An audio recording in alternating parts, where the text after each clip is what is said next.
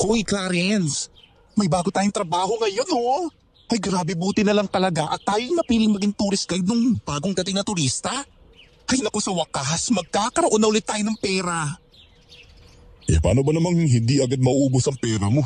Paano yan libre mo sa mga lalaking mangingisda sa isla eh? Ito naman, minsan tambay pa yung ginagastusan mo. Ano ba yan? Ay, nako. Ayan na naman tayo sa sermon mo eh. Hala, hindi to kasal para sermonan mo ako ng pagkahaba-haba. Ay, mabuti pa. Puntahan na lang natin yung mga turista na sasamahan natin. Ha? Isa nga pala.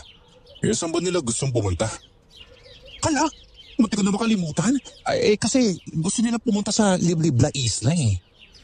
Ano? Ito, pumayag ka naman? Ira mo namang may sabi-sabi tungkol sa islang yun, hindi ba? Jerry naman eh. Kasi nakalimutan ko yung tungkol sa chismis ng islang yun eh. Yung nasa isipan ko lang malaki yung ibabayad sa atin, kaya umuo na agad ako. Sayang eh. Ay naku, Diyos ko naman, Jerry. Ay, pahamak ka talaga eh. Ano ba, para ka namang bakla? Ako yung bakla sa ating dalawa, no? At saka, hindi ba? At kailangan mo ng pera? Malaki ang kailangan ni Lily sa pagpapagamot. At nangako ka sa bata na tutulungan mo siyang magbili ng gamot niya. Ay, wala na akong magagawa dahil pumayag ka na eh. O sige na, tara na. Puntahan na natin sila.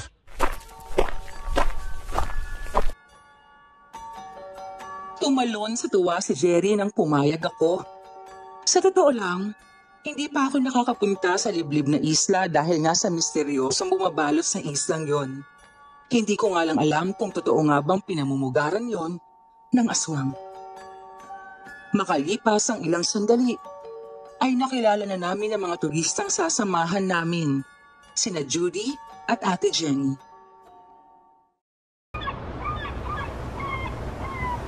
Tignan na akong pumunta sa isla na yon. Tingnan natin kung nakakatakot nga ba doon. Ikaw talaga, ang hilig mo sa mga delikadong lugar. Ate, challenging kaya pumunta sa lugar ng misteryo. Tapos, pinamugaran pa ng mga aswang. Paano kung totoo mga sabi-sabing may aswang nga sa islang yan, Aber? Anong gagawin mo, ha? Kaya nga kita isinama dito eh. Para gumawa ka ng pangunta sa mga aswang na yan. Kapag nagkataong natalo natin sila, edi magiging bayani tayo. Bibigyan tayo ng limpak-limpak na salapi ng gobyerno. Alam mo, Judy, baka sarili ka eh. Paano kung may mangyari masama sa atin sa islang yan? At hindi na tayong makabalik ng buhay? Alam nyo, ang nega nyo, ang mas mabuti pa umalis na tayo para hindi tayo abutan ng gabi. O siya, tayo na. Nakahanda na naman ang bangkang demotor na sasakyan natin. Let's go.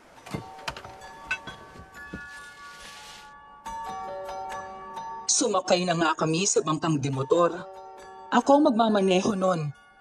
Noong mga panahong yon, ay kinabahan ako sa gagawin namin.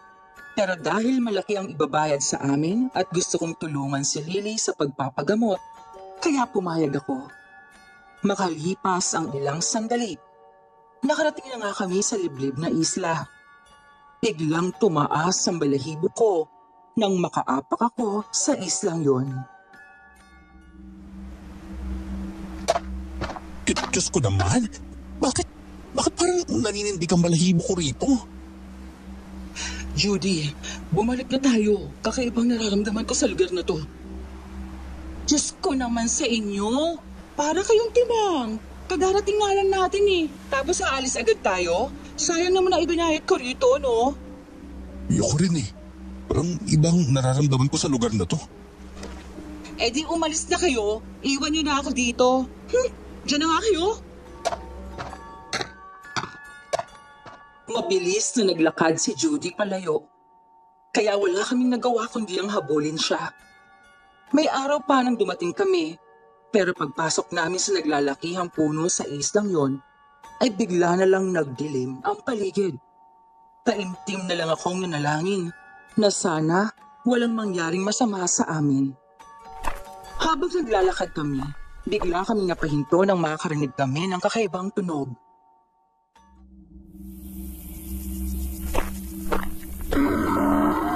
Ano yun? Hindi ko rin alam. Pero Diyos ko naman, parang nakakakilabot. Parang doon nanggagaling ang boses na yon. At tara, puntahan natin para may kasama tayo. Hoy! Teka lang! Ay, naku, ang tigas ang ulo ng babaeng to. Nakakainis. Nagtatago kami sa likod ng isang malaking pulong kahoy. Sabay dahan-dahang sumilip. Madilim at malamig ang paligid. Nanlaki ang mga mata namin nang makita namin ang kakaibang nilalang sa aming harapan. Matangkad, may mahabang balbas at hindi siya isang tao. Nagsasagawa ito ng ritual sa harap ng isang walang buhay na katawan.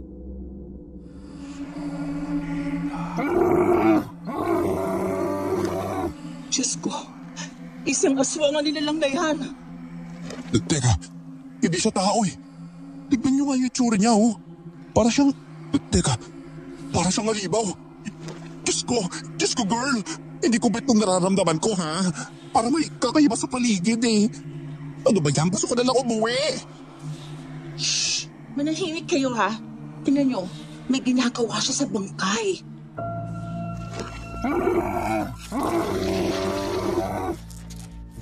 Biglang binuhusan ng halimaw ang bangkay ng isang pula at umuusok na likido. Ilang segundo lang ay biglang bumangon ang bangkay at muling nabuhay. Ay, Diyos ko, ano yan? Teka, zombie pa yan? Hala, mga kasama, anong gagawin natin? Bumangon ng patay. Shh! Teka, manahimik lang muna kayo. Kumalma lang kayo. Lagot na tayo. Narinig nila ang boses niyo. Ang iingay niyo kasi. Nakakatakot dito. Umuwi na tayo. Tiningnan ko ang halimaw. Tumigil ito sa kanyang ginagawa. Dahan-dahan itong lumingon, diretso sa direksyon namin. Nagtatinginan kami apat kasabay ng pagsigaw ko. Tumakbo na tayo! Bilisan na ninyo! Kasalanan mo to, Judy! Bakit ako? Sumigaw ka rin namang bakla ka, ha? Huwag na tayo mag-away, pwede ba? Nagkagulo kaming apat habang tumatakbo. Siksikan, tulakan, may mga natapilok pa habang tumatakbo kami sa makipot na daan sa kagubatan ng islang yon. Teka, bakit parang ang lakas ng nilalang ngayon? Hindi ba pwede daanin na lang natin sa magandang usapan, ha? Pwede mong tumakbo ka na lang! Bilisan yung tumakbo, baka maabutan pa tayo! Ayoko pa mamatay! Wala pa akong naangkin na Fafa! Habang tumatakbo, biglang hinila ni Judy ang braso ni Jerry. Kaya lang dumulas ang kamay niya at napahawak siya sa shorts ni Jerry. Muntikan pa siyang masubsob. Mabuti na lang at may nahawakan siya. Naibaba niya pala ang degarter na shorts ng kaibigan ko. Jerry, bilisan mo kasi tumakbo. Ayan, magtikan na ako masubsob. Ang short ko, teka lang. Bastos ka namang mapaita ka. Huwag mo nang isuot ang shorts mo. Malapit na ang halimaw.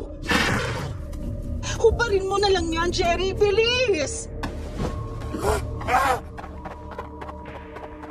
Dahil nahubaran si Jerry ng shorts, tumambad ang kanyang makukulay na underwear. Itataas pa niya sana yon kaya lang wala siyang choice kundi ang hubarin ng shorts niya para makatakbo ng mabilis. Napansin ko ang brief ng kaibigan ko na rainbow ang disenyo. Gusto ko mang matawa, pero dahil sa takot, mas binilisan ko na lang ang pagtakbo. Habang tumatakbo kami, napapansin naming malapit na sa amin ang halimaw. Pagod na kami at tagaktak ng pawis sa aming mga noo. May kasamang tunog ang bawat yapak ng aswang.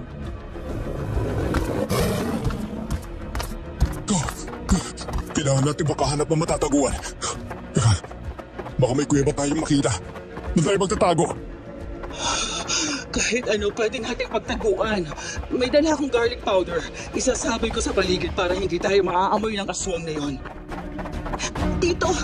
Dito sa kaliwa! Parang may lumang kubo! Teka lang, paunahin niyo ako at wala ako sa lawal!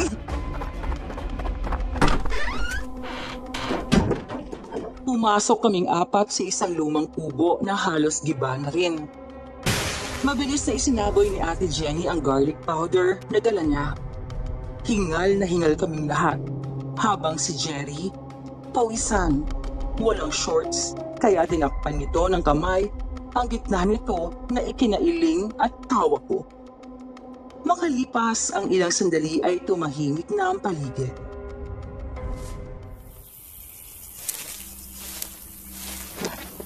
Okay.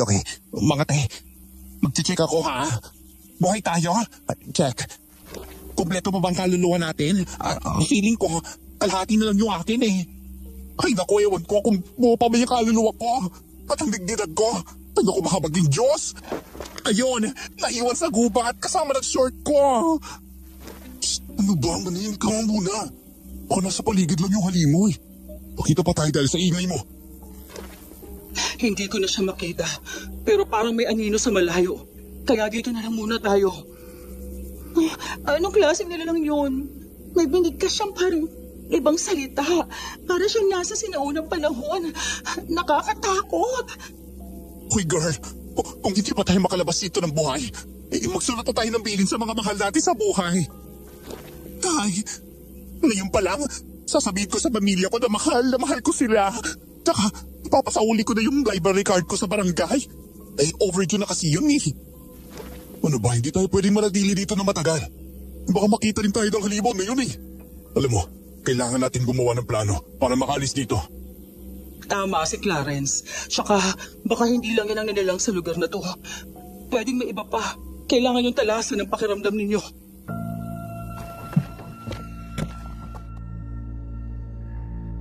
Napatingin ako sa kubo na kinaroroonan namin. May mga sinaunang salitang nakaukit sa bawat sulok. Sa tingin ko ay may katutubong nakatira doon. Ang iba naman ay kakaibang simbolo na nakaukit sa loob ng kubo. May dugong tila ginamit pa na panulat.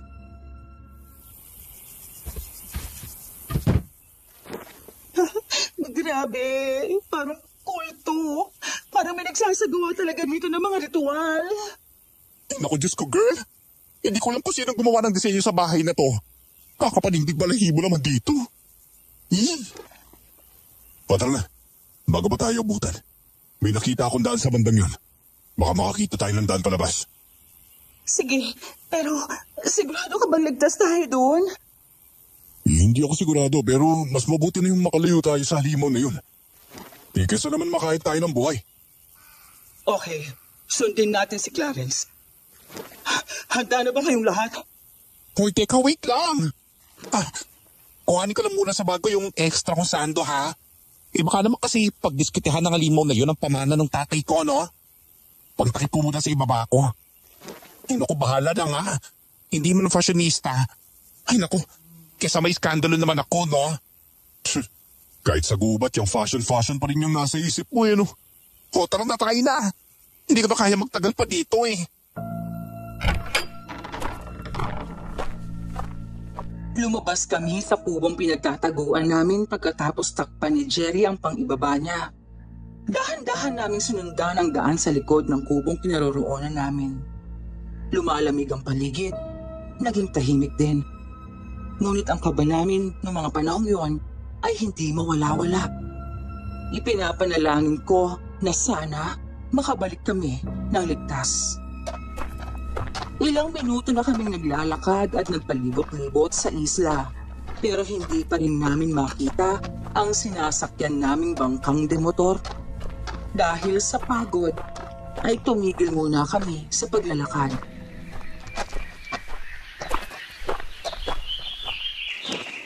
Teka, naliligaw tayo. Mukhang ayaw talaga tayong paalisin sa lugar na to. Ano ba yan?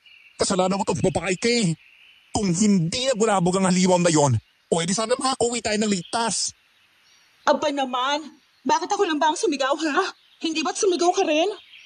Oh, pero ikaw ang humila sa amin papunta sa halimaw na yon. May balat ka ba sa puwet, ha? Ang malas mong kasama eh. Ikaw ang malas kasi bakla ka, ha? Teka, sandali nga lang. Huwag na kayo mag-ahoy dalawa. Wala na magagawa ang sagutan ninyo. Nangyari ning dapat mangyari. Mas mabuti pa, maghanap na muna tayo ng matutuluyan natin.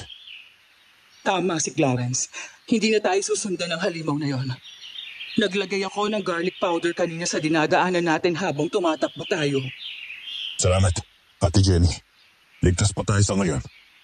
Maghanap na tayo ng mapapagpahinga natin. Oo nga, mas mabuti pa nga.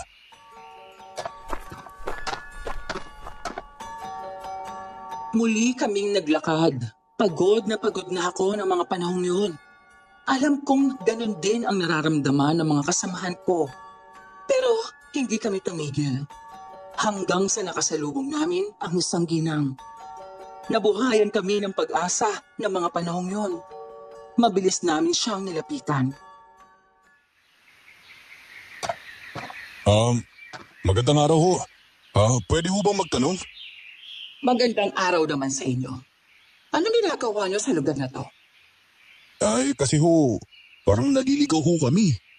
Hindi dapat kayo nandito. Delikado.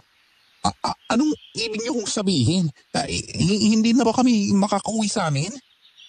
Pwedeng mangyari yun. Walang taong pumupunta dito. Pero kayo, nangahas kayong pumasok sa liblib na islang ito.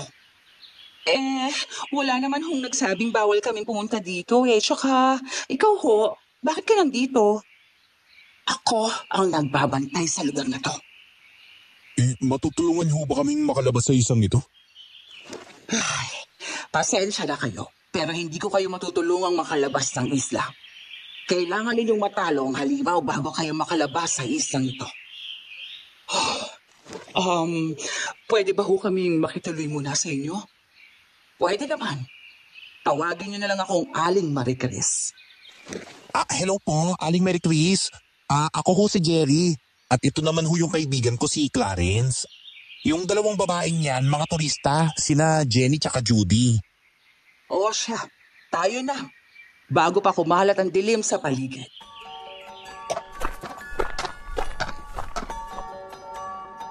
Noong mga panahong yun, nakituloy nga muna kami sa bahay ni Aling Marie Chris. Hindi ganun kalaki ang tinitirahan niya, ngunit labis-labis kaming nagpapasalamat sa kabutihang loob niya sa pagpapatuloy sa amin. Kinabukasan, habang nasa hapag, kinausap kami ni Aling Marie Chris tungkol sa misteryosong islang yon.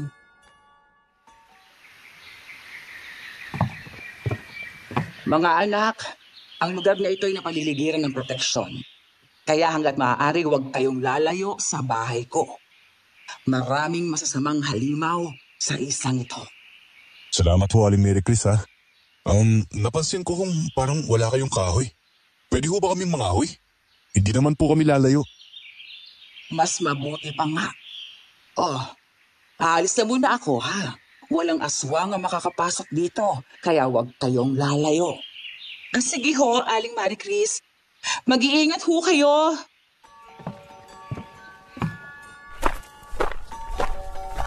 Nang makaalis si Aling Marie Chris, tumayo ako para kunin ang itak na gagamitin sa pangangahoy. Tumayo rin si Jerry, kaya mariin ko siya ang tinignan. Ano? Sasama ka ba sa akin, Jerry? Oo, no. Naku, ayoko magpaiwan dito. Baka malasin lang ako kasama yung mga wabaitang yan. Hoy, bakla ka? Ako bang pinaparinggan mo? Umayos ka ha, baka upakan kita. O bakit affected ka? Ikaw lang naman ang nagdala sa amin sa kapahamakang ito eh. Ako ba talaga? Hindi ko kasalanang mukha kang pera. Uy, ano ba kayo? Puro kayo mga bata nag-aaway dyan. Tigil-tigilan nyo na nga yung kasisisi ninyo. Imbis na mag-isip kayo ng plano kung paano natin lalabanan ng halimaw na yun. Ang ginawa nyo, puro away lang. Tama si Clarence. Kailangan natin gumawa ng plano. Huwag na tayo magsisihan at walang magandang maidudulot yun sa atin. Alis na ako. Kailangan kong mangahoy. Hindi tayo bisita para tumunganga lang, ha? Samahan na kita, Clarence. Maghahanap din ako ng mga halamang gamot dito. Baka may makita ako. Kahit ako mas mabuti pa nga. Tayo na. Hoy, teka lang. Sama ako sabi eh. Ayoko magpaiwan dito kasamang babaitan yan, no? Sasama din ako, Ate Jenny. Ayoko mag-isa dito. Kung gusto niyo sumama, bilisan niyo na. Kapag nagbangayan pa kayong dalawa, ipapala pa namin kayo sa halimaw. Sige kayo. Hoy, Clarence, naman ang harsh mo. Hindi ko na sila pinakinggan pa. Bumaba na ako ng bahay at kumuha ng 2 sako. Bit-bit ko ang itak na gagamitin ko sa pamumutol ng kahoy. Habang naglalakad, nagsisimula na akong mamulot at mamutol ng panggatong. Habang si Ate Jenny naman ay naghahanap ng mga halamang gamot na pwede namin gawing pangontra sa aswang. Sina Judy at Jerry ay walang ginawa kundi sumunod sa amin ni Ate Jenny. Ilang sandali pa ay nagsimula ng magbangayan ang dalawa. Hindi pa man kami nakakalayo, nagsimula na ang ingay sa likuran namin. Panay reklamo ni Jerry habang naglalakad sa masukal na daan. Para itong modelo kung lumakad.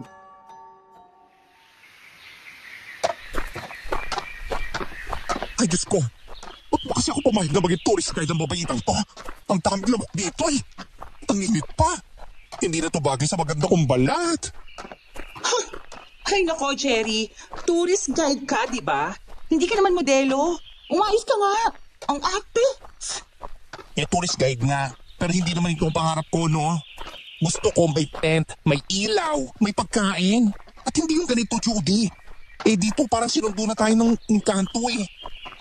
Di bumalik ka kung ayaw mo ng ganitong setup. Kanina pa ako naiinis sa karereklamo mo, ha? Para kang bata. Alaka, girl? Ako ba talagang parang bata? Ikaw ba parang bata? Dahil sa katigasan ng ulo mo, no? Dapat itatak mo dyan sa utak mo. Nakasalanan mo kung bakit tayo napadpad dito. Aba!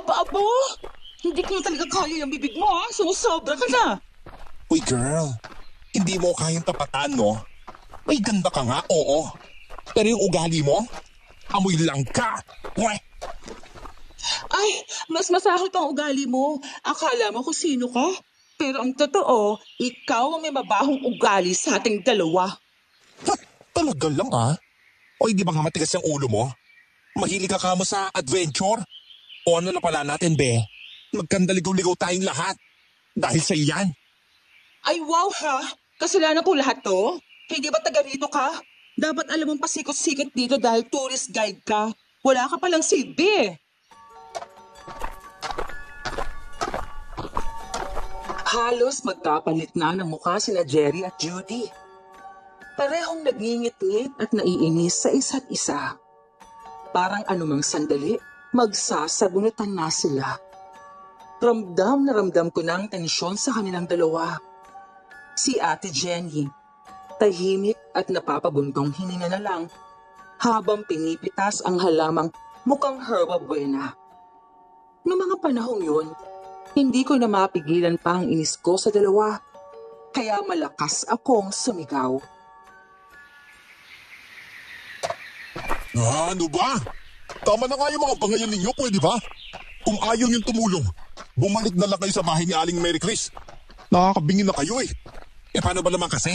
Yung si Judy masyadong pakilamera. Bakit hindi niya bantayan ang sarili niya? Ang arte-arte mo kasi. Feeling ka kasi Ayaw niyo ba talaga tumigil?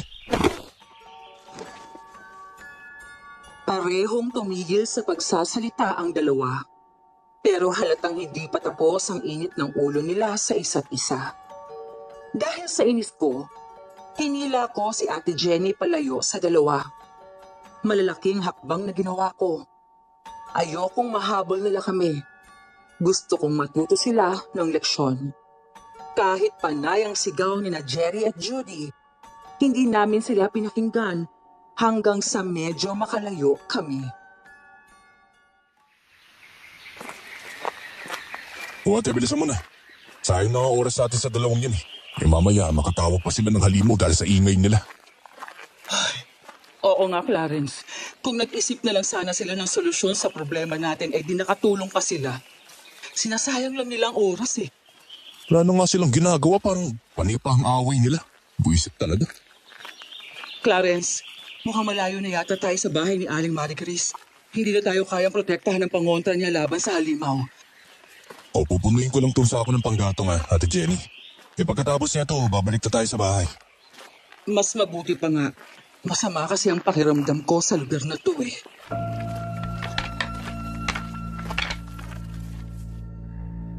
Mabilis kong napuno ang malaking sako ng mga panggatong. Inaya ko na rin si Ate Jenny na bumalik na kami sa bahay ni Aling Marie Chris. Habang naglalakad kami, nakarinig kami ng malakas na atungal sa aming likuran. Napahinto kami sa paglalakad. Para akong pinako sa kinatatayuan ko noong mga panahong yon. Nagkatinginan kami ni Ate Jenny at sabay na lumingon sa aming likuran para lang magulat sa nakita.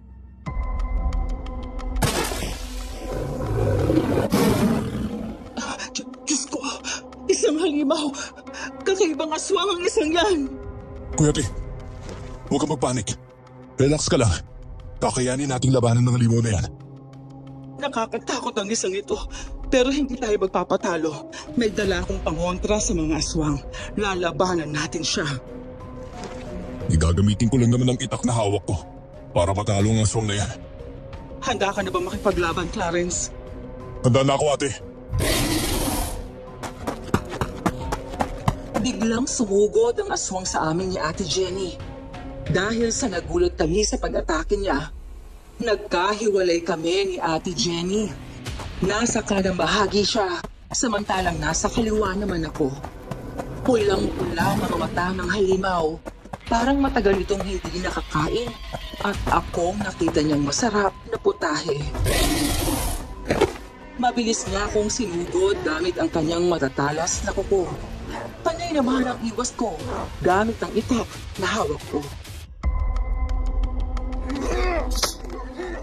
Iwasan mo lang siya hanggat maaari, Clarence.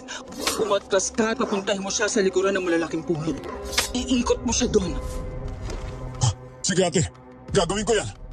Balik ka, halimaw. Tundan mo ako! Kailangan ko ng sapat na oras para paghaluin ang mga halamang gamot na meron ako. Kaya labanan mo siya hanggat maaari. Ako na ang bahala sa halimaw na to. Nagpahabol ako sa halimaw para makalayo siya kay Ate Jenny at para na rin magawa niya ang kanyang plano. Umikot-ikot ako sa punong bahoy gaya ng kanyang bilin. Panay ang atake nito sa akin habang paikot-ikot kami. Hindi nagtagal, napansin kong unti-unti na itong nahihilo. Pero maging ako ay nahihilo rin. Umiikot na rin ang paningin ko, ngunit panay ang sunggab ng halimaw sa akin. Kaya pinilit kong umiwas gamit ang itak at ang lahat ng lakas ko. Hanggang sa hingal na hingal na ako, ngunit hindi ako pwedeng sumuko. Sige lang! Halika! Isa pa! Iikot pa tayo! Hindi mo ako basta-basta mahuhuli! Clarence, kaunting ikot na lang. Huwag kang susuko. Malapit na ako matapos sa ginagawa ko. Ate, parang nahihilo na rin ako. Hindi ko alam kung nasa ng kaliwat kanan ko. Kaya mo yan. Lakas ang loob mo, Clarence. Nakailang ikot na rin kayo, di ba? Konti na lang talaga. Ayun na naman siya. Ang bilis niya, ate!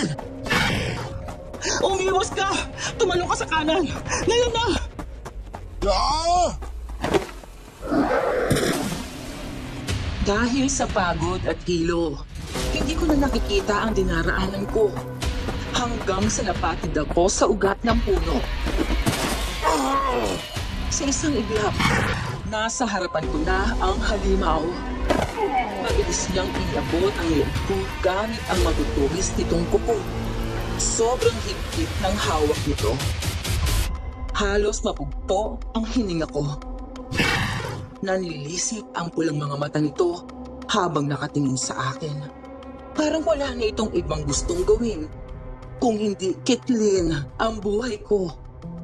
Malakas akong napasigaw at nagpumiglas para makatakas sa hawak nito. Ate! Tulog! Bitiwan mo siya, halimaw! ate! Mag-ingat ka! Iniligtas kita, Clarence. Akong bahala sa'yo. Papakainit ko ng halamang gamot ang halimaw na yan.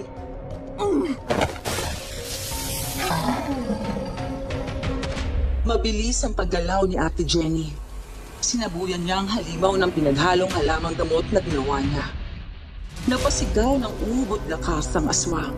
Para bang iluluto mula sa loob ang laman ito nang dahil sa halamang gamot na isinaboy dito. Nanginig ang katawan ng halimaw. Nagbumbit sa sakit at sa harapan namin ni Ate Jenny, unti-unti itong nasilip.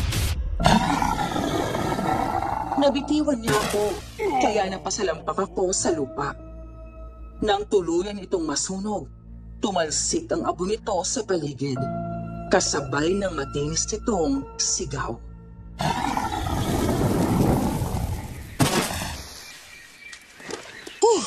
Grabe. Yung akala ko, katapusan ko na, Ate Jenny. Anong akala mo, pababayaan kita? Hindi, no? Grabe ang takot ko kanina sa aswang na yun, ate. Ay, sus! Natakot ka ba talaga? Eh, hindi naman halata. Tsaka, mabuti na lang at nakinig ka sa plano ko. Ang galing mo. Ikaw ang magaling na, ate. Naku, kung hindi dahil sa plano mo, baka isa na akong pagkain ng halimaw na yun. Hindi ko hahayaang may mangyaring masama sa'yo, no?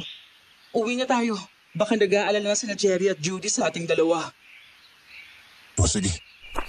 Mabuti na lang talaga. At hindi sila nakasama. Baka himatayin lang silang dalawa eh. Sinabi mo pa. Pero sa susunod, sana mas mabait naman na halimaw ang makikita natin. Yung papayag makipag-usap at napapakiusapan. Sana nga merong ganong aswang. Ikaw talaga, Clarence? Akala ko palagi kang seryoso. Marunong ka rin pala magbiro. Oo naman, no? Tsaka depende rin sa kausap ko yung mood ko eh. Kung sa bagay. Sabay kaming naglakad papauwi sa bahay ni Aling Marie Chris. Natakot man ako kanina sa aswang na yon. Naging matagumpay naman kami sa pagdalo dito. Isang halimaw ang natalo namin. Pero alam naming may iba pang halimaw sa isang yon. Ang kailangan namin gawin ay matalo ang aswang na gumagawa ng orasyon para makauwi na kami sa aming bayan. 2 araw na rin kami nanatili sa bahay ni Aling Marie Chris. Noong mga panahong yon, ay may kakaiba akong napapansin. Hindi ko lang sigurado kung ano. Kaya isang umaga nang kausapin ako ni Ate Jenny tungkol sa napapansin niya at naririnig na kakaibang tunog tuwing gabi. Gumawa agad kami ng plano para malaman kung ano ang ginagawa ng ginang.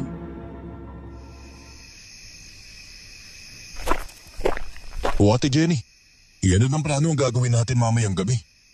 Shh! Huwag ka maingay. Baka marinig ka ni Aling Marie Chris. Pasensya na, ate. Pero seryoso, parang hindi ko na kaya ang nararamdaman ko gabi-gabi. Parang may kakaiba talaga. Ako rin kagabi. Narinig ko yung tunog na parang may kumakanta. Tapos may mahina pang pagtawa. Sa tingin ko, hindi normal yon, Clarence. Kaya nga gusto ko nang umalis dito. Pero hindi tayo pwedeng umalis na lang basta-basta. Alam mo, kailangan mo na nating kumpirmahin baka mapahamak pa tayo kung padalos-dalos ang desisyon natin. Tama ka. Ito ang magiging plano natin. Mamayang 11:00, hindi tayo matutulog. Kapag narinig na natin yung mga tunog, dahan-dahan tayong lalabas. At kung mahuli tayo? Bahala na. Pero kailangan natin malaman ang totoo. Hindi natin pwedeng hayaan na lang ang ginagawa ni Aling Marie Chris. Uy, sige. Gawin natin ang tama. Kasama mo ako. Noong gabing yon, pinilit naming hindi makatulog. Umupo lang kami sa kama, naghihintay sa tamang oras. Ang katahimikan sa buong bahay ay parang may dalang kaba sa dibdib ko. 11:00 na noon ang mga oras na yon. Narinig na namin ang mahihinang boses na nagmumula sa labas. Dahan-dahan kaming bumangon at binuksan ang pintuan ng kwarto. Maingat ang bawat hakbang namin. Pagdating namin sa may sala, Walang tao. Ngunit mula sa likod bahay, may ilaw na sumisilip. Nagkatinginan kami ni Ate Jenny. Huminga siya ng malalim at marahan kaming lumapit sa bintana. Doon namin nakita si Aling Maricris. May kandila siyang pinalilibutan ng asin. May hawak siyang mangkok na may laman na tila itim na likido. Habang umiikot siya, sumasayaw siya ng kakaiba. Mabagal, paikot-ikot. Parang may sinusunod na ritual. Maya-maya'y binigkas niya ang mga salitang hindi namin maintindihan.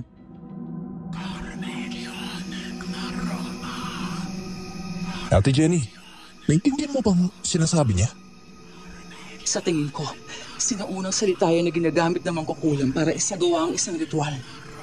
Yan ang ritual kaya ang ginagawa niya. Teka, parang masama ang kutob ko sa ginagawa niya.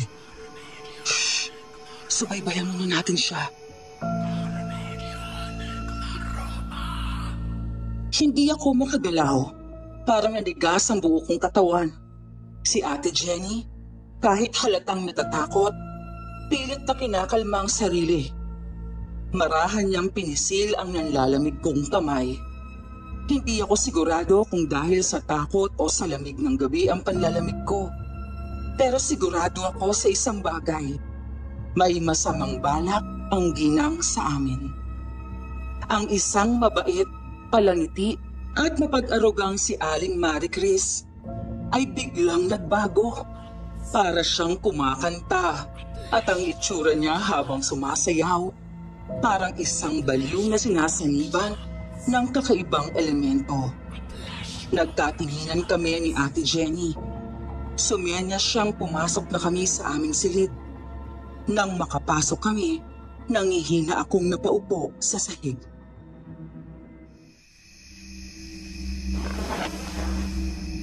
Ate, ikitang-kita natin na gumagawa ng ritual si Aling Maricris. Oo, Clarence. Walang duda. Isa nga siyang mangkukulam. Mukhang may ginamit siyang ritual para hindi ko maramdaman ang kapangyarihan niya. Yan doon ang gagawin natin. Sigurado ko may balak siya sa atin. Kaya niya tayo pinatuloy. Sa tingin ko una pa lang plano niya na to eh.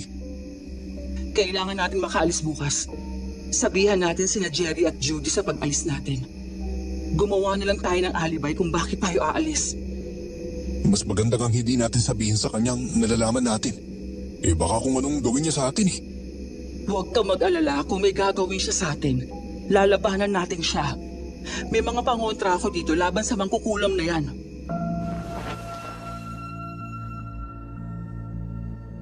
Hindi ako nakatulog nung gabing yon. Laging bumabalik sa isip ko ang ritual, ang sayaw, at ang mga salitang hindi ko maunawaan. Parang umaalingaw pa rin sa tenga ko ang mga bulong ni Aling Maricris. Dahil sa daming iniisip, hindi ko na malayang nakatulog na pala ako. Kinabukasan, kinausap ko sina Judy at Jerry sa plano namin ni Ate Jenny.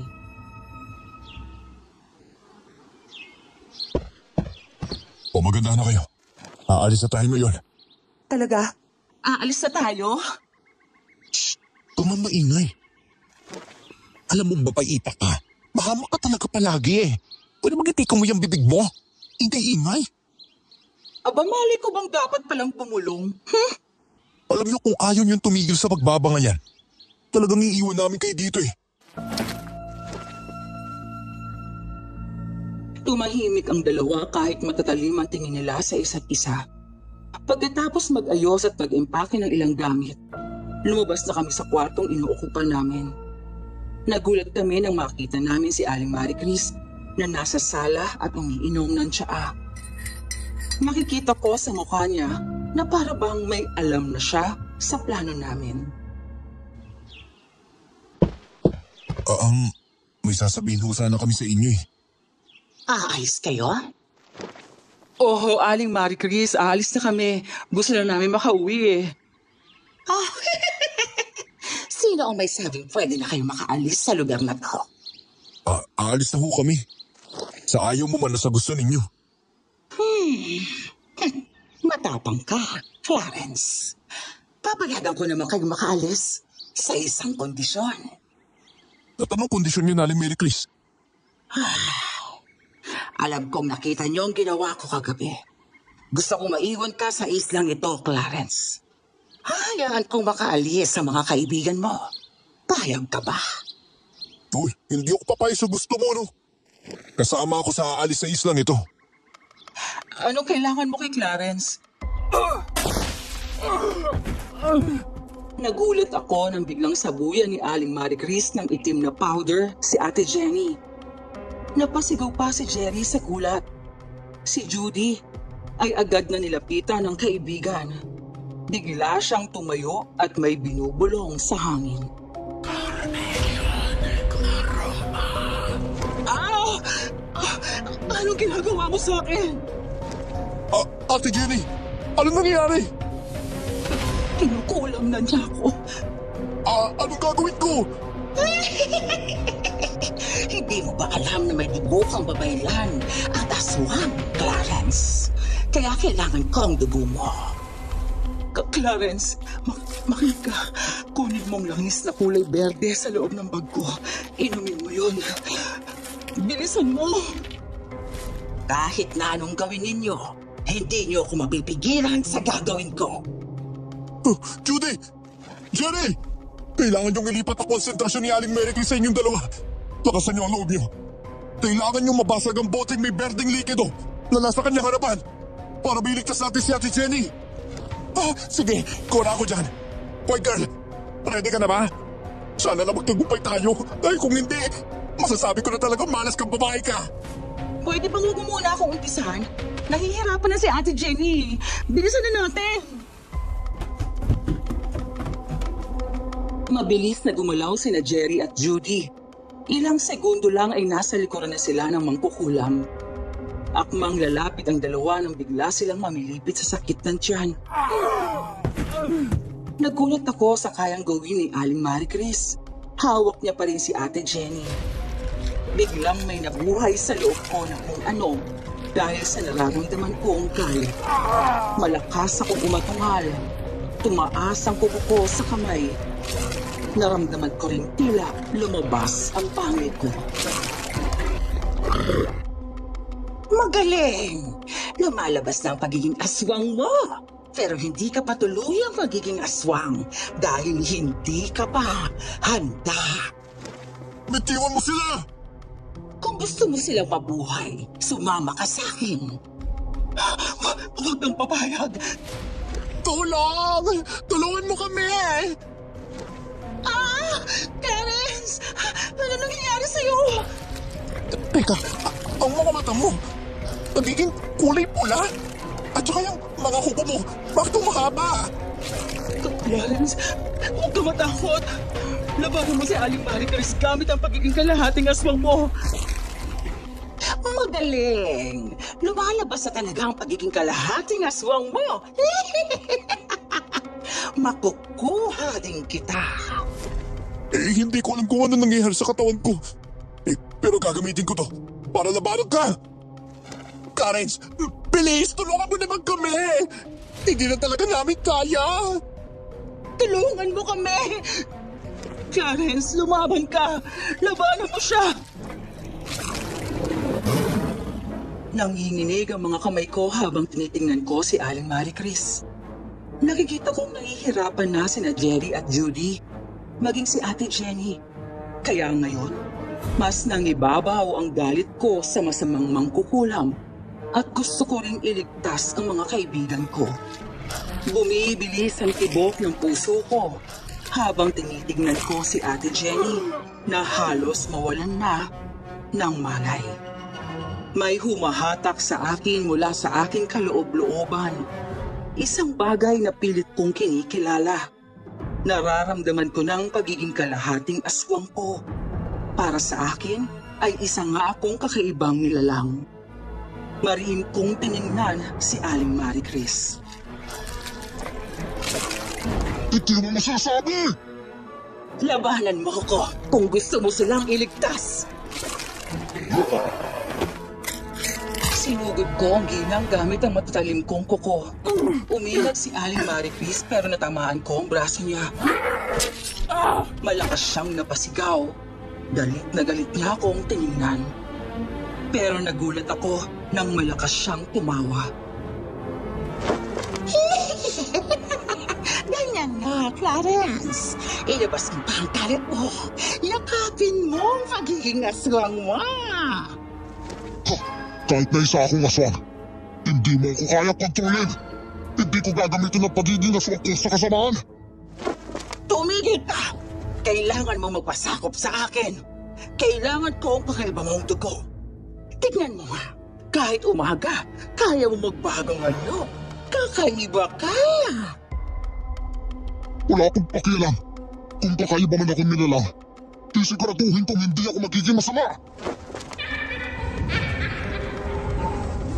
Nag-iba ang aura ni Aling Maricris. Naging itim ang mga mata niya at biglang lumakas ang hangin sa paligid. Nagsimula siyang gumulong ng mga salitang hindi ko maintindihan. Muling sumigaw sina Jerry at Judy sa sakit. Hindi ko kayang panoorin silang nahihirapan. Kaya sinilip ko siya. Malakas ko siyang sinipa sa sikmura. Kaya napahalbusay siya sa lupa habang namimilipit sa sakit. Clarence, ang halamang gamot. Sige, kukunin ko na ate. Bilisan mo! Pero bago ako makagalaw, biglang tumayo si Aling Maricris at sa isang malakas na hampas gamit ang isang kahoy ang tumama sa aking braso. Malakas akong napasigaw sa sakit. Muntikan pa akong mapasubsob, mabuti na lang at nakontrol ko ang sarili. Nagulat pa ako nang makita kong unti-unting gumaling ang sugat ko. Habang nakatutok ako kay Aling Maricris, nakita ko si Ate Jenny na gumagapang papalapit sa isang suko. Mabilis lang binuksan yon at kinuha ang halamang gamot na ginawa niya. Nakita kong isang kulay berdeng pulbos yun. Hindi kayo mananalo. Kahit ilang buhay pang mawala, babalik ang lakas ng tribo ng katutubong aswang. Walang niya ka. Nagsasakripisyo ka ng tao para sa kapangyarihan. Para sa inyong tribo. Kabaliwan yung ginagawa mo. Hindi ako baliw! Aling Maricris, dapat na batigil ang kasamaan mo. Ate Jenny! Biglang sumigaw si Ate Jenny. Sa kanya isinaboy ang halamang gamot kay Aling Maricris. Tumama ito sa mukha at dibdib niya. Napaatras ang ginang. Sumisigaw habang tila nasusunog ang balat nito. Nanlilisik ang mga mata nito sa galit habang nakatingin sa amin.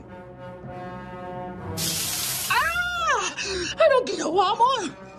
Gawa yan sa pinaghalong dahon ng anahaw, balat ng banaba at ugat ng kamangyan. Panlaban sa tulad mong gumagamit ng itim na mahika. Hindi maaari. Hindi ako pwedeng matalo. Tigilan mo na yung kahibangan mo! Aling Maricris! Hindi ako titigil kahit ikamatay ko pa.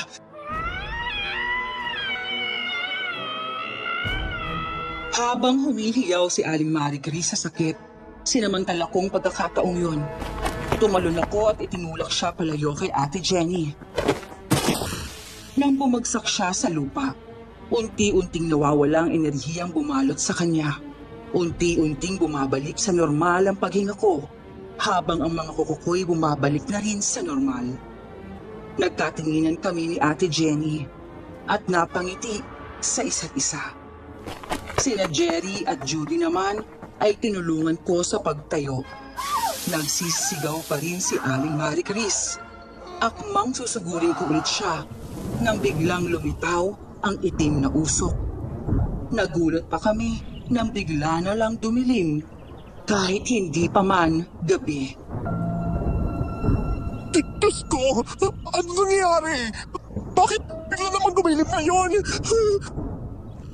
Nararamdaman kong may aswang sa paligid. Magaling, Clarence. Nararamdaman mo na rin ang kapwa mo, aswang. Makakalamang tayo kapag ginamit mo yan. Hoy, teka lang. Bakit makakaiba yung usok na yan? Teka, ano to, may magic? Diyos ko, hindi na talaga ito normal. Nakakatakot na talaga. Malakas ang aswang sa paligid natin. Nararamdaman ko yun. Clarence, ihanda mong sarili mo. Mukhang hindi siya basta-bastang kalaban. Tandaan nyo kahit anong mangyari, lalabanan natin siya. Ayun na siya! Ano? Ayan na! Teka, aswang ba yung tinutukoy mo? Nasaan na? Hala! Tumingin kayo sa itim na usok! May anino! May anino sa loob! Diyos ko! Kailangan natin protektahan ang ating mga sarili. Clarence, magkikita tayo muli. Hindi mo matatakasan ang magiging kapalaran mo. Anong ibig mo sabihin? Teka, magpakilala ka nga, aswang ka! Anak ako nag-leader ng isang tribo ng aswang dito sa islang ito. At darating ang araw, magiging akin din ang dugo mo. Ala, anong ibig sabihin? Bakit ikaw ang gusto niya, Clarence? Dahil sa pagkakaroon ko ng dugong aswang at babaylan. Sige, labanan mo akong halimaw ka! Hindi pa sa ngayon, dahil may gagawin pa akong ritual.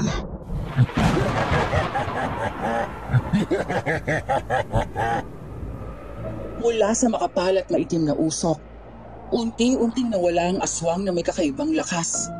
Mapula ang mga mata nito at tila parang itim na alon ang anyo ng katawan. Lumipad ito sa hangin habang humahalakhak ng malakas. Ang tinig nito ay bumabalot sa buong paligid.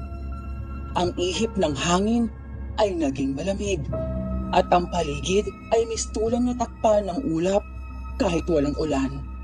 Sa gulat naming lahat, biglang lumitaw si Aling Marie Chris sa harapan namin at malakas na tumawa. Dinala ng aswang ang ginang at lumipad sa likod ng kakahuyan. Napaluhod si Judy sa takot habang si Jerry ay napaatras at nanghihina. Sana bangungot lang ang lahat ng to. Gusto ko na lang umuwi. Oo nga, Clarence. Kailan ba tayo makakaalis dito?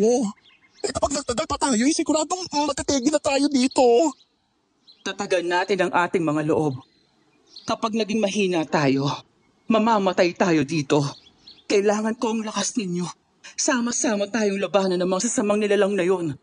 Huwag kayong mag-alala. Kung kailangan kong ibuwis ang buhay ko, talagang gagawin ko. May ligtas ko lang kayong lahat. Walang magbubuwis ng buhay. Kaya natin silang labanan, maniwala ka lang. Tama ka. Kaya gumawa tayo ng plano para matalo natin sila. Sabay-sabay na tumango mga kasamahan ko. Nagpahinga muna kami bago muling naglakad para maghanap ng matutuluyan. Hindi na kami pwedeng magtagal sa bahay ni Aling Marie Chris at baka may nilagay siyang patibong doon. Habang naglalakad ay nag-uusap kami ng magiging plano namin para matalo mga kalaban. Okay, ganito. Kailangan natin ng magandang plano.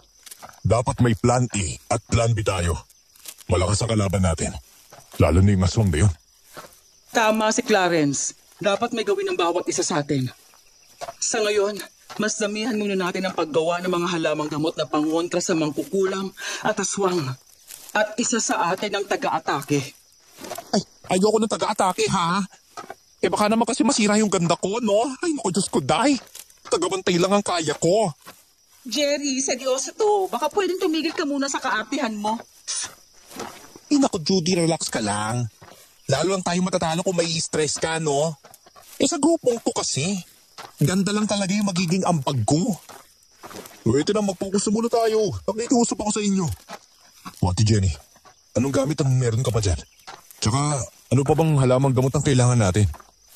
Meron pa akong iilang halamang gamot dito pero hindi na to magiging sapat na panlaban natin. Kailangan pa natin tong dagdagan. Ay, bongga. Gusto ko yung mga halamang gamot mo na yan, ha? Parang organic na pampaganda. Hoy, charot lang. Napailing na lang ako sa mga hirit ni Jerry pero kahit papaano, nababawasan ang bigat sa dibdib ko dahil sa mga biro niya. Nasa gitna kami ng madilim na kagubatan, naglalakad sa mga tuyong dahon at mabatong daan.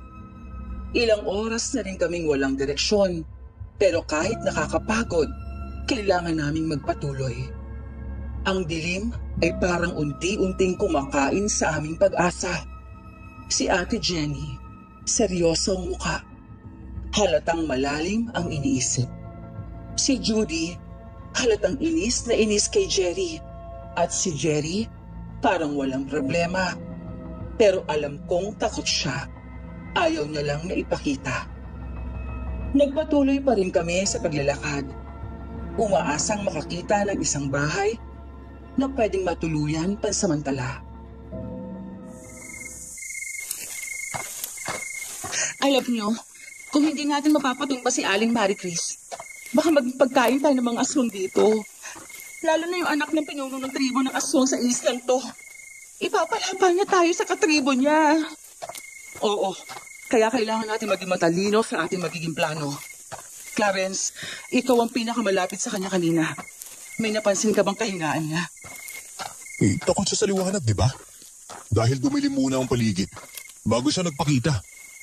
Yung kinababahala ko lang sa kanya, yung bumubuhay siya ng patay. At kaya niyang gawing aswang yun. Tsaka, di ba, takot ang aswang sa asin? Asin? Ay, naku, tama-tama. May dala akong asin pampaganda, oh. Baka kamo gusto niyang subukan. Libre ko lang ibibigay sa kanya. Basta tigilan niya na tayo. Hindi ito spa session, Jerry. Diyos ko naman. Magtigil ka nga dyan. Oy, sorry na. Abay, gusto ko lang naman pasahin kayo, no? Kahit na nakakatakot na yung sitwasyon na to, mamatay tayo nakangiti, hindi ba? Tumigil na nga kayong dalawa. Kailangan natin magkaisa at maging malakas. Hindi laro ang pupuntahan natin, kundi laban. Alam niyo, mas mabuti pa maglakad na lang tayo.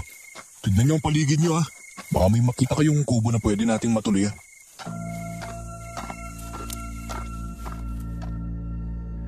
Tumango sila sa aking sinabi. Habang tumatagal, ramdam ko ang kaba sa bawat paghakbang namin. Wala kaming alam kung anong kakaharapin namin. Ngunit kahit gaano kaseryoso ang usapan, hindi ko mapigilang ngumiti sa mga hirit ni Jerry. Para bang siya ang nagsisilbing ilaw sa gitna ng dilim. Si Ate Jenny, tahimik lang. Alam kong nag-iisip siya ng magandang plano. Si Judy, bagamat mainit ang ulo kay Jerry, mukhang nagkakasundo naman sila. At ako, sinusubukang buuin ang lakas ng loob na muling harapin si Aling Marie Chris, kasamang malakas na aswang na nagligtas dito. Kailangan naming magtiwala sa isa't isa at pagkatiwalaan ang aming mga sarili. Sa aming paglalakad, nakasalubong namin ang isang matanda at naramdaman ko ang kakaibang tahip sa aking puso nang makita siya. Mariin ko siyang tiningnan. Nakatitig din siya sa akin. Para bang may koneksyon kaming dalawa. Ay, salamat naman at may nakita tayong tao dito. Matutulungan niya tayo, no? Hindi siya tao, Jerry.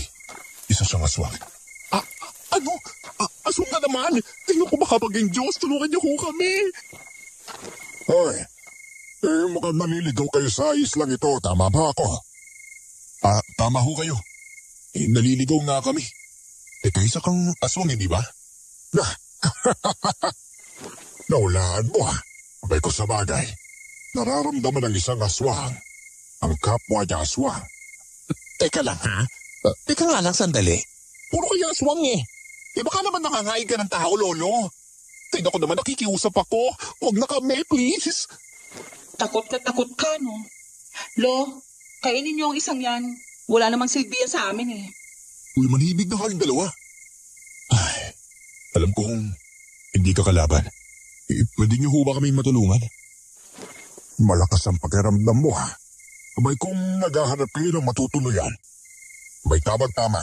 Sumama kayo sa akin. Clarence, sigurado ka ba sa desisyon mo? Baka kasi kayaban din siya. O tara na, sundan natin siya. Malakas ang pakiramdam kong matutulungan tayo na matandang yan. Sinundan nga namin ang matandang aswang. Makalipas lang ang ilang minuto naming paglalakad, nakarating na rin kami sa isang may kalakihang bahay. Maganda yun at maaliwalas. Nagpakilala itong si Lolo Leo. Pinakilala ko rin ang sarili ko at ang mga kasamahan ko. Malugod niya kaming pinapasok sa kanyang tahanan. Dahil sa pagod kakalakad namin ay nakatulog kami kaagad. Kinabukasan, kinausap ko si Lolo Leo tungkol sa pagiging kakaiba ko. At katulad ng sinabi ni Aling Marie Chris na isa kong kalahating aswang at kalahating babaylan, nagulat siya sa sinabi ko. Pinatalikod niya ako at may tinignan siya sa likuran ko. Nagulat na lang ako nang bigla siyang umiyak at yakapin ako ng mahigpit.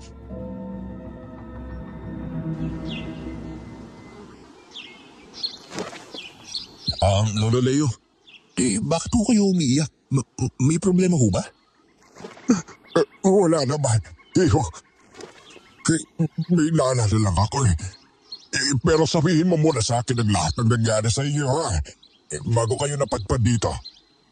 Mas mabuti pang ang ikwento mo, Clarence. Baka matulungan tayo ni Lolo Leo. Uy, Lolo Leo ha? Siguraduhin mo matutulungan mo talaga kami. Gusto ko na talagang umuwi at pagsilbihan ng mga hati boy sa bayan namin. Manahimik ka nga muna dyan.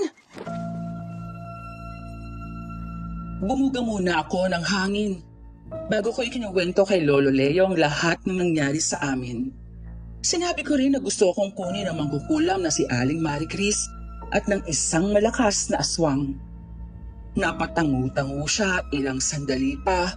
Sinabi niyang tuturuan niya akong makontrol ang pagiging kalahating aswang ko.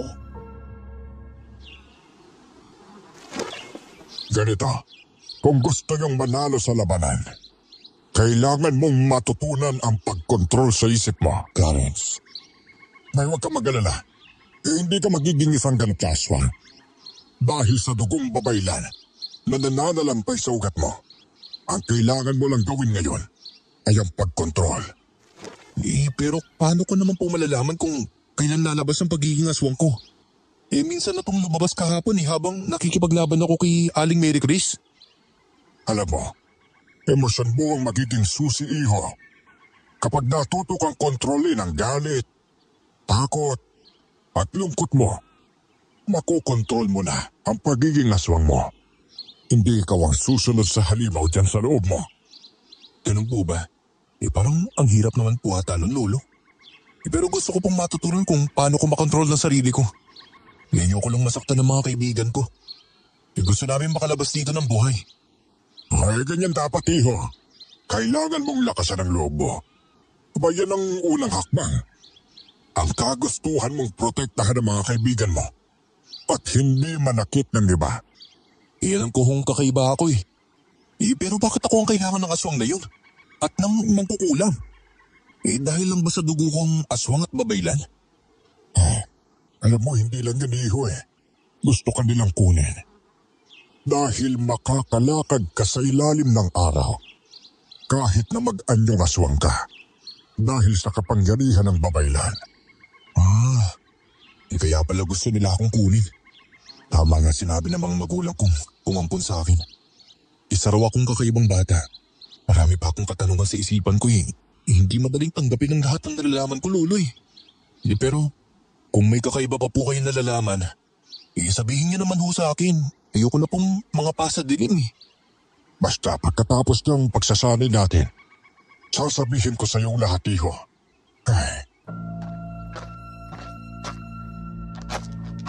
Huminga ako ng malalim habang iniisip ang sinabi ni Lolo Leo.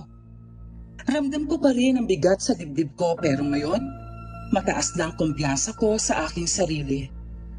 Para sa mga kaibigan ko, kailangan kong matutunan lahat ng kailangan para mapuksa ang aming kalaban. Walang ibang tutulong sa pagkontrol ng halimaw sa loob ko, kundi ang sarili ko rin. Samantalang sina Ate Jenny naman at Judy ay naghahanda ng mga halamang gamot pangontra sa kalaban namin. Narinig kong usapan ng dalawa.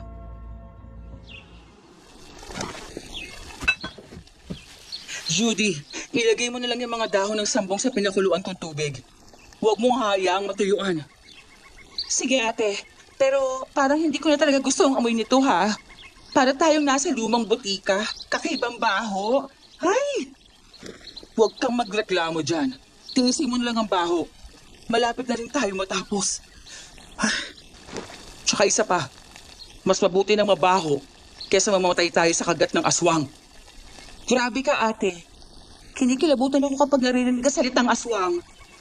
Mabuti na lang at sa wakas nagkasilbi rin ako. Lahat tayo ay may kayang gawin. Kaya gagawin natin ang lahat ng makakaya natin para labanan ng masasama. Oo, pero grabe no. Si Clarence pala, kalahating aswang at kalahating babaylan pa. Pero hindi siya masama. Alam mong hindi niya gusto yun. Kaya nga tutulungan natin siya eh. Oo ate. Tsaka parang ngayon lang niya nalaman ng tungkol sa pagkatao niya eh. Sana naman maging ayos lang siya. Ipinapanalangin ko ring maging okay na siya. Kaya maghanda tayong lahat at mag-ipon ng lakas. Dahil pwedeng dumating ang kalaban ng hindi natin inaasahan. Sa kabilang banda naman, narinig kong lagaslas ng mga damo sa likod ng bahay. Nandoon si Jerry, pinagpapawisan habang paulit-ulit na hinahampas ang itak sa mga punong saging. Kahit na nahihirapan, ay nagpatuloy lang siya.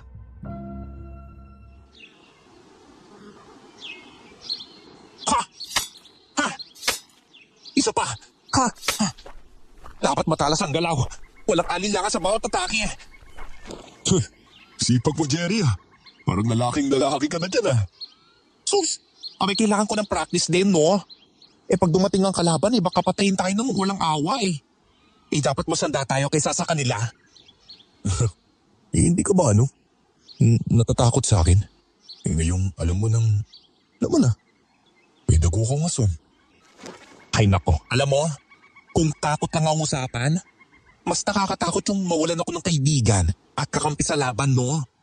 Ang ikaw, Clarence, kasangga mo ko sa lahat ng laban. Promise. Salamat sa sinabi mo, Jerry ah.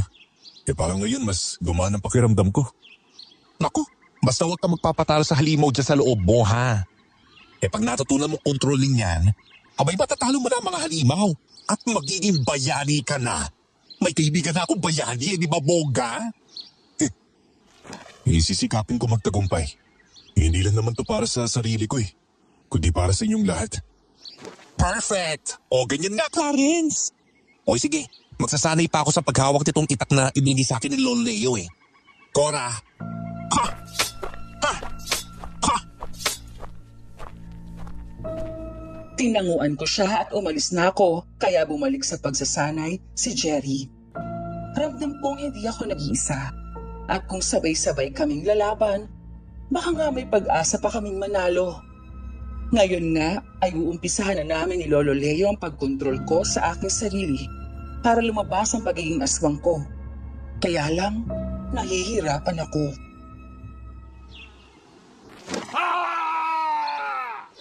Mag-relax ka. Damhin mo lang ang hangin dumadampi sa balat mo iyo. Pero wala ko talaga, Lolo eh. Ano ba, huwag ka magmadali. Abay nagawa mo ng mapalabasan yung aswang mo noon eh. Dahil sa galit mo. At kagustuhang mailigtas sa mga kaibigan mo. Sige po. Susubukan ko po ulit, Lolo. Pinilit kong kumalma pero parang hindi ko talaga magawa. Ang lamig ng hangin sa paligid pero mainit ang pakiramdam ko sa loob. Parang may gustong kumawala na hindi ko maintindihan.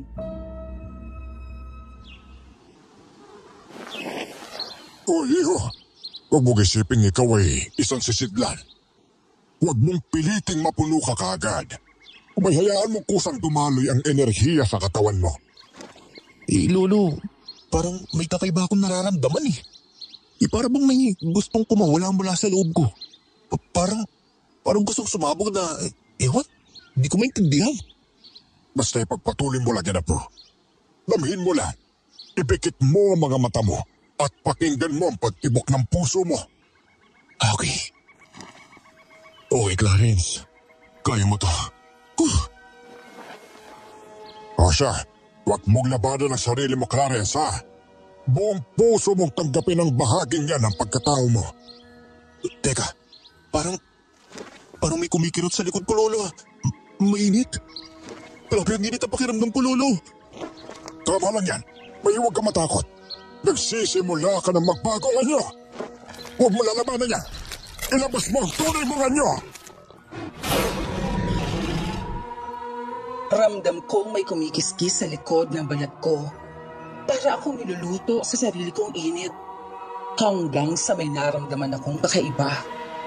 Parang napunit ang katawan ko pero hindi masakit.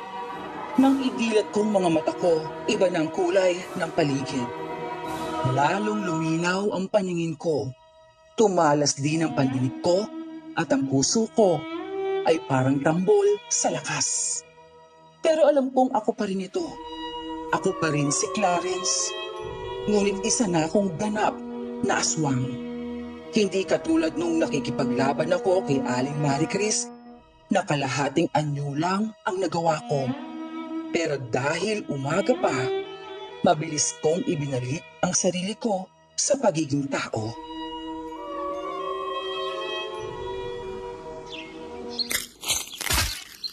Lolo,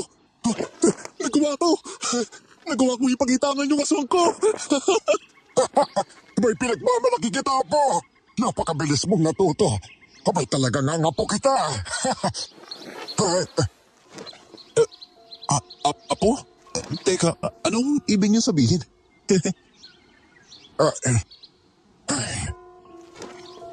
Alam kong magugulat ka, pero ikaw ay totoo kong apo. Clarence, apo kita. Ano? Pero paano? Ang ama mo, anak ko siya. Isa siyang mandirigma ng tribong katutubo ng mga aswang. Ngunit tumibig siya sa isang babaylan. Ang ina mo, hindi ko sila pinigilan. Hanggang sa ipagbuntis ka at ipanganak sa mundo. Teka, di yung ibig sabihin. Ang tatay ko ang aswang. At ang nanay ko sa yung babaylan. Oo. At ikaw, ang bunga ng pagmamahalan nila. Pero may mga aswang na sumasalakay doon sa tribo namin. Gusto ka nilang kunin nung sanggol ka pa lamang. Natahimik ako dahil sa sinabi ni Lolo. Parang unti-unting lumilinaw ang lahat sa akin. Ang mga panaginip ko, ang mga pakiramdam kong tila may kulang, na parang may hinahanap ako. At lahat pala ng yon ay konektado sa pagkatao ko. Ang ina mo ang nagligtas sa'yo, Clarence. Ipinagtanggol ka niya hanggang sa huling hininga ng buhay niya. Umalis siya sa islang ito habang nakikipaglaban ang ama mo sa mga tribong mananakop. Hanggang doon lang ang alam ko. Dahil nagbabalik ang ina mo dito sa isla, sabay silang pinaslang ng ama mo. Pero paano kayo nakakasigurado na ako nga po ang apo ninyo? Dahil sa palatandaan mo sa iyong likuran. Teka, yung balat ko sa likod? Kaya pala kakaiba yun. Tama ka. Yan ang marka ng tribo natin, Apo. Kaya kita nakilala kaagad. Ngayon, oras na para samayin kita. Maraming salamat, Lolo. Hindi ko po alam kung anong gagawin ko kung wala talaga kayo eh. At ngayon, lahat ng katanungan ko noon, mabuti na lang nagkaroon na rin ng kasagutan. Sobrang nagpapasalamat po ako sa nanay ko sa pagliligtas siya sa buhay ko. Kaya ngayon, tatapusin ko na ang kasamaan ng tribong mananakop. Ngayong alam ko na kung sino ako. Ipaghihiganti ko ang nangyari sa mga magulang ko. Isa akong aswang. pero hindi isang halimaw. Isa akong anak ng madalimbang may layuning ipagtanggol ang mahihina at panatilihin ang balanse sa mundo. Sa tulong ni Lolo Leo at ng mga kaibigan ko, sigurado na ang tagumpay namin. Tara po, simulan na po natin ang pag-iensayo, Lolo. Gusto ko pang matuto pa. Hindi lang para sa sarili ko, kundi para sa lahat ng umasa sa akin. May walang dudang anak ka nga ng mga magulang mo. Na may katulad mo rin sila ng pananaw. O siya, mag-ensayo na tayo. Kahit gabing-gabi na ay hindi pa rin ako tumigil sa pag-iensayo. Gusto kong makamit ang kapayapaan at tagumpay. Kinabukasan, pagsapit ng dilim, ay hindi namin inaasahan ang pagdating ni na Aling Marie Chris at ng aswang na nagligtas sa ginang. Tumayo si Lolo Leo at tinitigan ang aswang.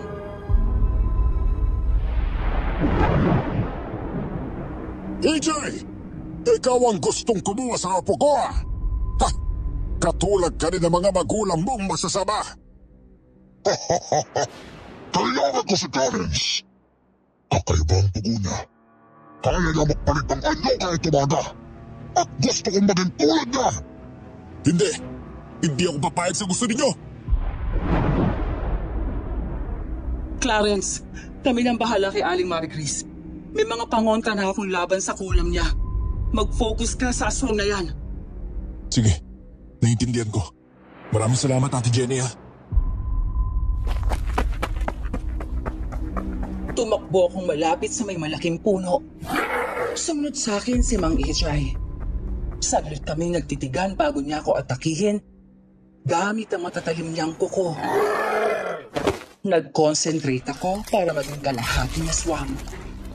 Nang lumabas ang kalahati kong anyo, ay mabilis ko siyang nilabanan. Mabuti na lang at hindi nagbago ang boses ko.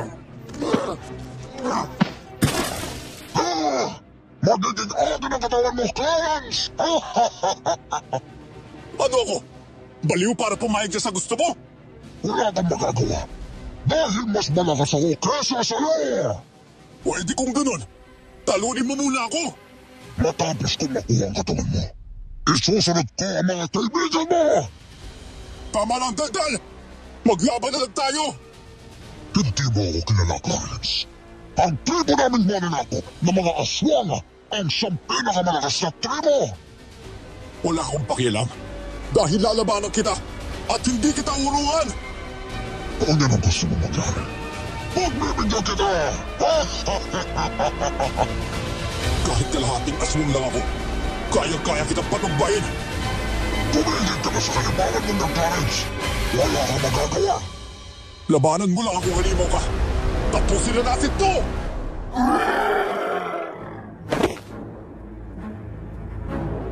Tumalon si Mang Ejay sa ere. Nakataas ang matutulis niyang kuko at sa isang iglap ay bumagsak siya sa harapan ko. Napilitan ako umatras pero huli na. Mabilis niya akong tinamaan. Nasugatan ang braso ko at kahit kalahating aswang na ako, ramdam ko pa rin ang sakit. Sinubukan kong atakihin siya mula sa likuran. Ngunit para bang nababasa niyang bawat dilaw ko. Mabilis siyang nakaiiwas sa bawat ataking ginagawa ko. Malakas niya akong sinuntok. Tumilapon ako sa puno at halos mawalan na ng malay. Sumusuka ako ng dugo habang nagpipilit akong bumangon. Nanginginig ang tuhod ko at ang paningin ko'y lumalabo na rin. Hindi ako magpapatalo! Sabuko ka na! Hindi ko yung gagawin! Habang pilit akong tumatayo, narinig kong malalakas na sigaw ng mga kaibigan ko. Humihingi sila ng tulong sa akin. Napalingon ako at nakita ko si Aling Marie Chris. Hawak-hawak ang bote ng itim na usok. Kinukulam ang mga kaibigan ko. Umiiyak si Judy habang gumagapang papalayo at gustong tumakas. Dahil sa nasaksihan, ay biglang nagliyab ang kalooban ko. Hindi ako pwedeng sumuko. Hindi ngayon. Tumayo ako kahit nangangatog ang mga tuhod ko. Naramdaman ko may dumaan na malamig na hangin sa likuran ko. Paglingon ko, si Lolo Leo pala. Nasa itaas ng isang sanga. Inihagis niya sa akin ang isang makintab na punyal na may ukit ng sinaunang simbolo. Nasalo ko ito at nang mahawakan kong punyal, para akong nagkaroon ng panibagong lakas at mabilis na inatake ang halimaw. Paano nakatayo ka ba?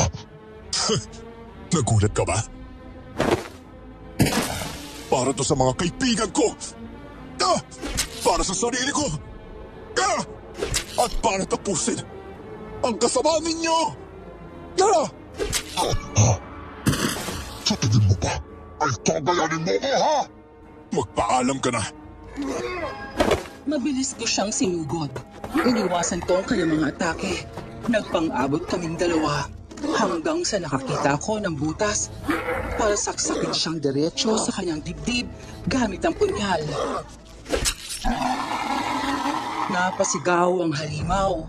Humigpit ang hawak niya sa kamay kong may hawak na punyal, pero mas lalo kong ibinaon ang punyal sa kanyang dibdib. Ilang sandali pa'y hinugot ko yun at lumayo ako sa katawan ng halimaw. Nagliyab ang katawan niya at unti-unti siyang natunaw sa sarili niya.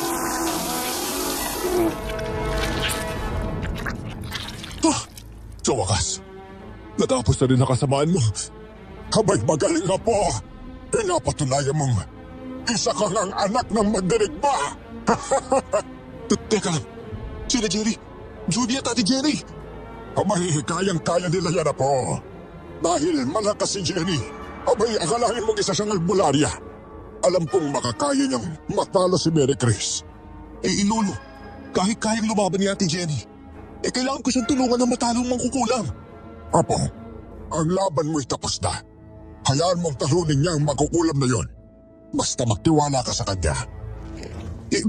Pero si Aling Mary Chris yun, Loy. Isa siyang malakas na mangkukulam. Oo, alam ko. Kapag hindi niya kayanin ang laban, ay may saka mo siya tutulungan. Isa lang may sapat ang kaalaman niya para labanan ng malakas na mangkukulam na yun. Magtiwala ka lang, Clarence. Isa sa pinakamahalagang sandata ng isang mandirigma ay ang pananalig sa Diyos. Silito. Pananalig at tiwala, Lolo. Tama ka dyan na po. Habang pinipigilan kong sarili kong tumakbo papunta sa kanila, kitang-kita kong higpit ng labanan sa pagitan ng dalawa. Si Aling Mary Chris ay may hawak na 2 bote. Ang mga matay pumuputi na para bang sinasapian ng masamang espiritu. Habang pag-iikot-ikot ang bote ng itim na langis sa ere, kumukulo at nanginginig sa lakas ng kulam na ginagawa niya. Sina Jerry at Judy ay nakapako sa lupa. Parang may humahawak sa mga paa nila at hindi makagalaw. Nagsisigaw si Judy sa sakit, samantala si Jerry ay tila nawawalan na ng malay. Nakita ko si Ate Jenny na may ginagawang orasyon. Hindi mo sila makukuha, Aling Mary Chris. Gagamitin ko lahat ng kaalaman ko para matalo ka. Huli na, Jenny. Ako ang batas dito. Lahat ng lalaban sa akin, mamamatay. Hindi ako mamamatay, kundi ikaw. Ate Jenny, tulungan mo kami ni Judy! Yan ang epekto ng aking kulam. Hindi yan basta-basta mawawala. Kumanda ka sa aking matanda ka. Hindi kita sasantuhin. Ha! Biglang gumalaw si Ate Jenny. Mabilis, maingay, at parang sanay na sa pakikipaglaban. Inilabas ni Ate Jenny ang isang maliit na bote ng langis mula sa kanyang lalagyan at isang kumpol ng halamang gamot na pinatuyo. Ginampian niyang halik ang mga dahon Sabay bulong ng isang orasyon. Nilagyan niya ng langis ang mga dahon. Hindi ako sigurado kung anong salita ang ginagamit niya pero ramdam ko ang lakas mula sa bawat pagbigkas niya ng mga salita. Ilang sandali pa, inihagis niya ang pinaghalong langis at dahon kay Aling Marie Chris. Tumama yon sa katawan ng mangkukulam. Kasabay ng pagsigaw niya, dahil sa sakit na nararamdaman niya, unti-unti rin lumiyab ang apoy sa katawan niya. Nabitiwan niya ang bote na ginamit niya sa pangkukulam sa mga kaibigan ko. Anong ginawa mo sa akin? Ibinalik ko lang sa'yo ang sakit na pinaramdam mo sa mga kaibigan ko. Nakakagalaw na ako. Judy! Oy, Judy! Ano ba kiramdam mo? Parang naglaho na ang lamig na nararamdaman ko kanina. Ate Jenny, salamat! Hindi pa tapos ang lahat. Hanggang dito na lang ang kasamaan ninyo, Aling Marie Chris. Paalam. Sinimula ni Ate Jenny ang huling bahagi ng kanyang orasyon. Sabay saboy na natitirang langis sa katawan ng mangkukulam. Sa isang matinding sigaw, napaluhod si Aling Marie Chris habang sinisilaban ang kanyang katawan ng maputing apoy. Nagsimulang matunaw ang katawan niya, tulad ng nangyari sa halimaw na napatay ko. Walang iniwang bakas kundi abo na lang sa hangin. Sa wakas, malaya na sina Jerry at Judy. At si Ate Jenny tumayo, hinihingal pero may ngiti sa labi. Mabilis akong tumakbo at tinulungan silang makatayo. Masaya kami dahil sa wakas ay natalo na rin namin ang kasamaan sa islang yon. Kinabukasan, handa na kaming lahat para umalis. Gusto ko mang magpaiwan para samahan si Lolo Leo ay hindi siya pumayag. Mas mabuti raw na mamuhay ako ng normal kasama ang mga tao. At sinabi niya ring sana wala nang mapadpad pa na tao sa islang yon para na rin sa kaligtasan ng lahat.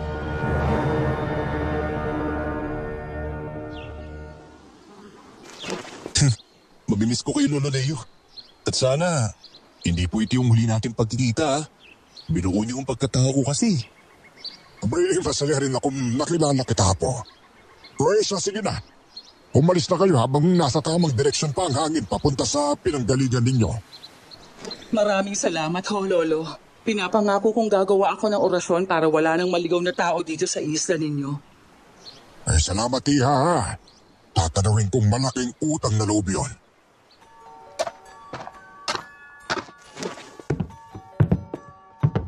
Pagkatapos magpaalam, sumakay na nga kami sa bangkang demotor. Yon ang huling araw na nakita ko si Lolo Leo. Malungkot man ang paghihiwalay namin, pero alam kong masaya siya na nakilala niya ako at ligtas kasama ng mga taong naging parte na rin ng buhay ko.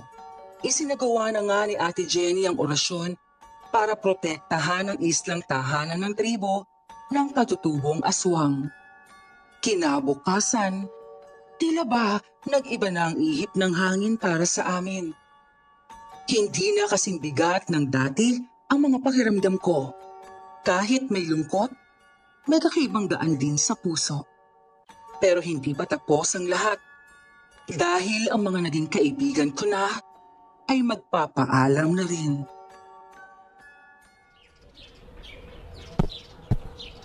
Oo siya, Jerry, Clarence. Hanggang dito na lang ang pagsasama natin. Salamat sa lahat, ha? Uy, salamat din sa inyo, Ate Jenny, ha? Eh kung hindi mo natalo, makukulam. Naku. Eh di hindi sana tayo makakauwi ngayon. Ikaw din ang nagligtas kina Jerry tsaka kay Judy. Clarence, Jerry. Sorry nga pala sa naging ugali ko. Ang tigas ng ulo ko noon. Parang batong nababad sa suka, maasim at matigas pa rin. Kung hindi talaga sa akin, hindi tayo mapapahamak. Naku, ababuti alam mo ah. Eh akala ko nga noon ikaw ang panganay sa tribo ng mga aswang eh. Naku, kakikilala mo pa lang.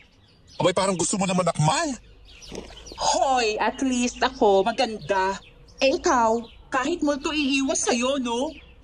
Ay hala, ganda raw. Ha? Siguro, kaya ka iniwan ng mga ex mo, no? Dahil akala nila aswang ka talaga. Uy, akala ko magkakaayos na kayong dalawa eh. Ay naku, mukhang malabo yata mangyari yun. Nagkatawanan kami dahil sa sinabi ko. Sa wakas, naramdaman kong totoo ang sinasabi nilang masarap sa pakiramdam.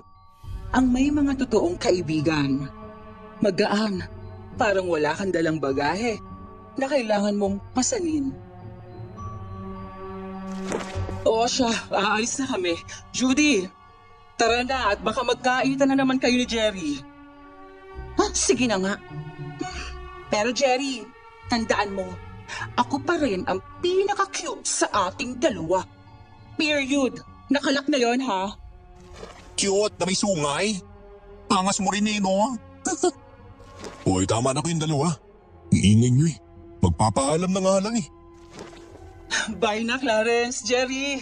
Ingat kayo palagi ha? O mag-iingat din kayo ha. Pagkaalis nila, nagpunta na kami sa aming bahay para magpahinga. Makalipas ang 1 linggo ay bumalik kami ni Jerry sa pagiging tourist guide. Tahimik na ulit ang buhay namin. Wala nang habulan, wala nang aswang, at wala na rin ang liblib na isla. Pero isang bagay ang malinaw. Naging kakaiba man ang aming karanasan, naging masaya pa rin ako at nabuo ko ang pagkatao ko. Kaya ngayon, mas pinapahalagahan ko ang simpleng buhay. Hindi na rin ako nag-asawa dahil sa takot na maging kagaya ko ang magiging anak ko.